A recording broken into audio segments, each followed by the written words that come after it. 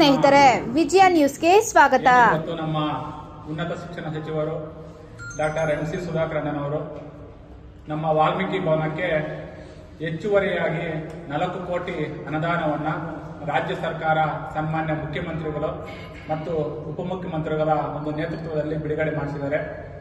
ಹಾಗೂ ನಮ್ಮ ಸಮುದಾಯದಲ್ಲಿ ಇದುವರೆಗೂ ಕೂಡ ಯಾರೂ ಕೂಡ ನಮ್ಮ ಸಚಿವರನ್ನು ಹೋಗಿ ನಮ್ಗೆ ಅಷ್ಟು ಕೋಟಿ ಕೊಡಿ ಇಷ್ಟು ಕೋಟಿ ಕೊಡಿ ಅಂತ ನಾವು ಕೇಳಲಿಲ್ಲ.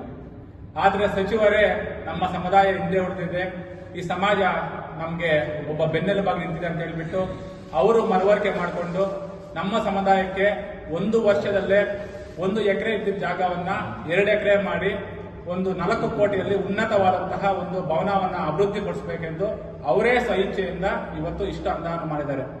ಇದಕ್ಕೆ ನಮ್ಗಿನ್ನ ನೋವಿನ ಸಂಗತಿ ಏನಂದ್ರೆ, ಇವತ್ತು ಮಾನ್ಯ JK ಕೃಷ್ಣಾರೆಡ್ಡಿ ಅವರು ಮಾಜಿ ಶಾಸಕರು ಹಾಗೂ ಉಪಸಭಾಪತಿಗಳು ಮೊನ್ನೆ ಒಂದು ಕಾರ್ಯಕ್ರಮದಲ್ಲಿ ಅವರ ಏನು ಮಾಜಿ ಶಾಸಕರಿದ್ದಾರೆ ಅವರ ಒಬ್ಬ ಚೇಲ ಹೇಳ್ತಾ ಇದ್ರು, ದಮ್ಮು ತಾಕತ್ತು ಧೈರ್ಯ ನಿಮ್ಗಿದೆಯಾ, ನೀವು ಯಾವ್ದೋ ಕರ್ನಾಟಕ ಬ್ಯಾಂಕ್ ಅನ್ನ ತೆಗಿಸ್ರಿ ಅಂತ ಹೇಳ್ಬಿಟ್ಟು.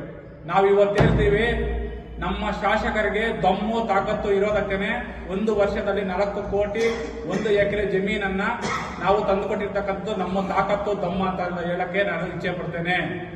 ಇವತ್ತು ಇದೇ ಶಾಸಕರು ಇದೇ 10 ವರ್ಷಗಳ ಕಾಲ ಶಾಸಕರಾಗಿದ್ರು, ಕೇವಲ ಸುಧಾಕರ್ ಮೇಲೆ ಒಬ್ಬ ಎಲ್ಲ ಭೂ ಹಗರಣಗಳು ಹೊಡೆದಾಕಿದ್ದಾರೆ ಅಂತ ಹೇಳ್ತಾರೆ ವಿನಃ ಯಾವುದೇ ಇವ್ರ ಕೈಯಲ್ಲಿ ಯೋಗ್ಯತೆ ಇರ್ತಕ್ಕಂಥ ಮಾತುಗಳು ಮಾತಾಡ್ತಾನೆ ಮಾಜಿ ಶಾಸಕರು.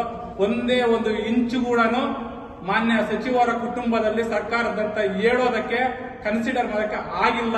ಅದಕ್ಕೆ ನಿಮ್ಗೆ ಯೋಗ್ಯತೆ ಇಲ್ಲ ಅಂತಕ್ಕಂಥದ್ದನ್ನ ನಾನು ಮಾಧ್ಯಮ ಮುಖಾಂತರ ಹೇಳಕ್ಕೆ ಇಚ್ಛೆ ಪಡ್ತೀನಿ.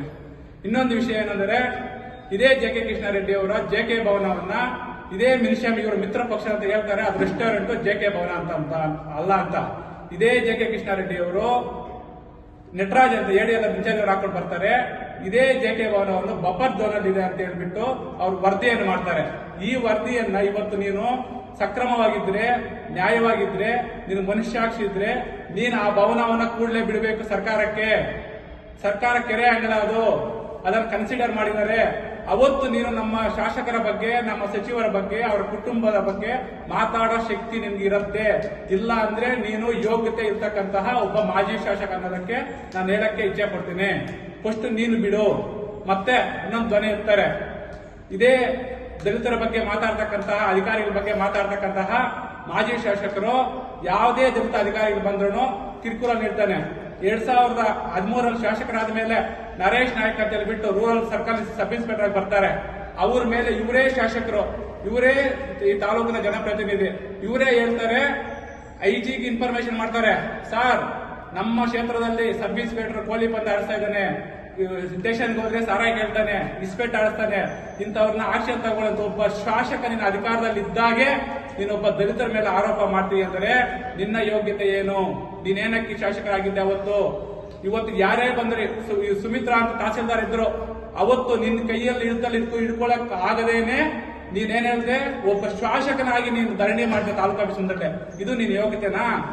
ಇವತ್ತು ನೀನು ಮಾತಾಡ್ತೀಯ, ತಹಸೀಲ್ದಾರ್ ಪಾಪ ಸುದರ್ಶನ್ ಯಾದವ್ ಅಂತ ಹೇಳ್ಬಿಟ್ಟು ಬ್ಯಾಕ್ವರ್ಡ್ ಕ್ಯಾಟಗಿರಿ ಬಂದಿದ್ದಾರೆ, ಅವ್ರ ಬಗ್ಗೆ ನೀನು ಯೋಗ್ಯತೆ ಬಗ್ಗೆ ಮಾತಾಡ್ತೀಯ.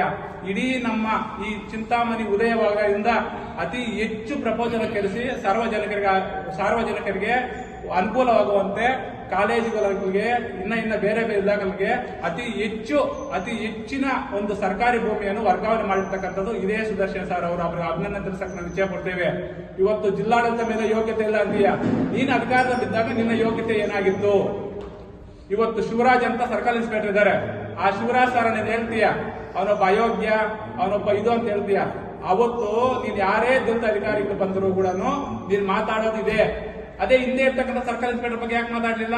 ಇಲ್ಲಿ ಟೌನ್ ಸರ್ಕಲ್ ಇನ್ಸ್ಪೆಕ್ಟರ್ ಬಗ್ಗೆ ಯಾಕೆ ಮಾತಾಡಲಿಲ್ಲ? ಹಿಂದೆ ನೀನ್ ಶಾಸಕರಿದ್ದಾಗೆ ನೀನ್ ದಲಿತರನ್ನ ಅನ್ವಯಿಸ್ಕೊಳ್ತಾ ಇಲ್ಲ, ಹಾಗಾದ್ರೆ ಇವಾಗ ಹೆಂಗೆ ನೀನ್ ದಲಿತರ ಬಗ್ಗೆ ಮಾತಾಡ್ತೀಯ? ನೀನ್ ಕಾಲೇಜಿರೋರು ಇಲ್ಲಿ ಬಂದು ಸ್ಟೇಜ್ ಹತ್ರ ಮಾತಾಡ್ತೀಯ, ನಾನು ಡಾಕ್ಟರ್ BR ಅಂಬೇಡ್ಕರ್ ಅನುಯಾಯಿಗಳ ಪರ, ನಾನು ದಲಿತರ ಪರ ಅಂತೀಯ.